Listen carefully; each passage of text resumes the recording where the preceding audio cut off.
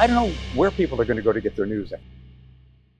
Name is Bruce Hamilton. My name is Aaron Farrar. Actually started in the broadcast business when I was 14, and that's what I always wanted to do. I am a weekend morning show anchor and weekday reporter for WJXT in Jacksonville, Florida.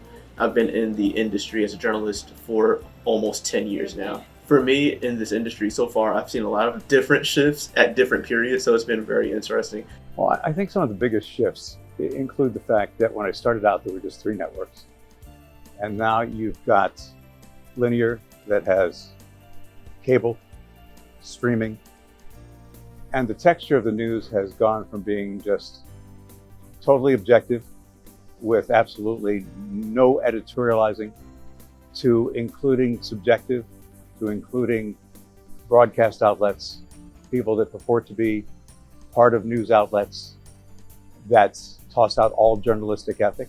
I remember when I started in 2015, a lot of this was going from having to work consistently with someone to doing a lot of work on your own. So I went from learning how to work with a photojournalist to having to report by myself, edit by myself, shoot video by myself. I think the foundation of news has been lost on a lot of people, and the credibility of a lot of news has been lost.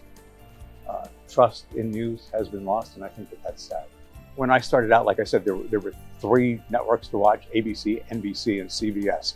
Now you can go to your phone. You can go to virtually anywhere, online, whatever you want. People say that people are going to streaming to get their news.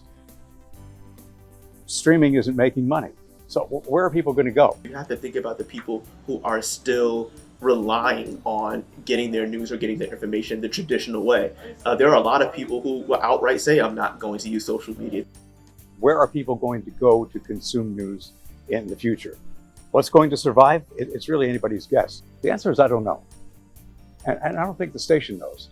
And right now, we're feeding a bunch of different mouths. We do linear, the broadcast, what you see on Channel 4. We do things on the web, which is news4jax.com. We do streaming. We do our apps.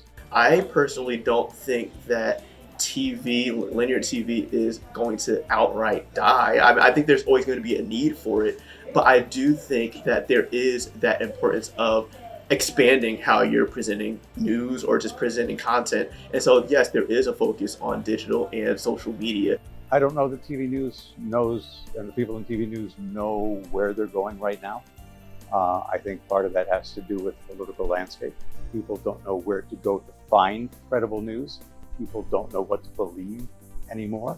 The process of getting a story sometimes I feel might be ignored in some of these different newer ways of storytelling. So I feel like some of the basic journalistic principles or ways of doing things are not really understood by some people who are getting into this, because one, they may just jump in it thinking like, oh, I just want to be the next sensation, I just want to be the next podcaster for whatever reason, without understanding what all goes into that, with understanding that if you are getting into this, there are things you have to do to make sure that you are credible.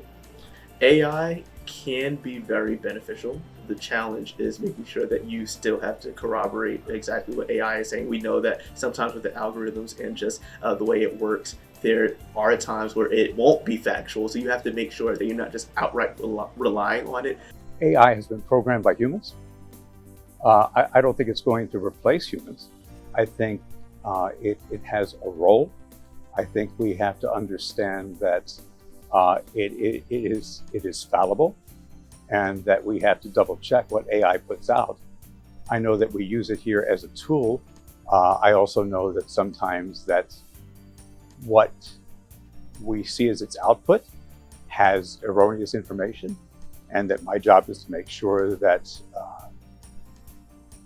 the information that it offers me when I use it as a tool is grounded and is ethical and is accurate.